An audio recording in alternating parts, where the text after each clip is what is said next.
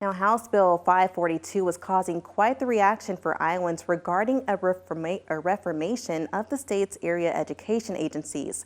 Under the bill, special education oversight will shift to the Iowa Department of Education to ensure, quote, accountability, transparency, and improved outcomes for Iowa students with disabilities.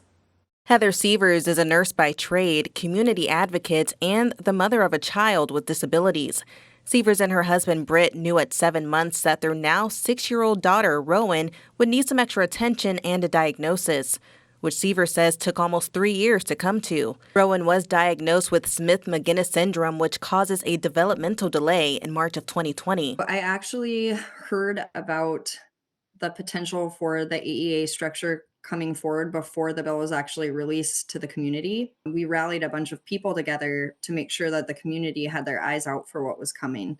Sievers not only organized a rally at the governor's mansion in December, but also started the Advocates for Iowa's Children Facebook group and organized town hall meetings in response to what would come from Governor Kim Reynolds' proposal at this year's State of the State address. Under my proposal, AEAs will focus solely on students with disabilities, as they should.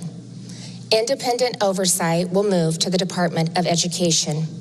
And most importantly, school districts will now control their special education funds. The Iowa Area Education Agency, or AEA, provides services to students with disabilities, media curriculum, and educational support to students and staff, and estimates to have saved millions of dollars to Iowa schools purchasing their program. AEA is also skilled in early childhood development and serves as a bridge between gaps in children receiving a diagnosis of their disability. Because our general education population of children uses the AEAs as well.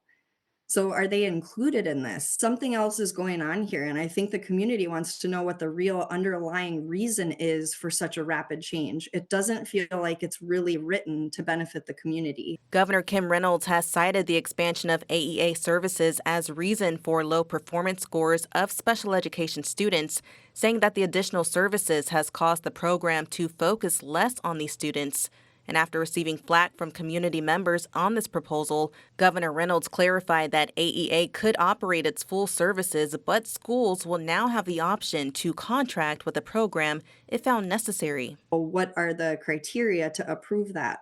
There could be a child struggling and the school might not recognize it until 3 years later because they're not professionally trained. So right now we have an integrated model where we can assess all children and you have professionals coming in to say, this isn't quite meeting the bar. We think there's something going on. Let me work with your child. Now, Sievers, as well as representatives of the AEA, say they are open to reform, but ask that this bill slow down to allow for community members to have a seat at the table and discuss how to move forward in any way that does not affect useful services for children.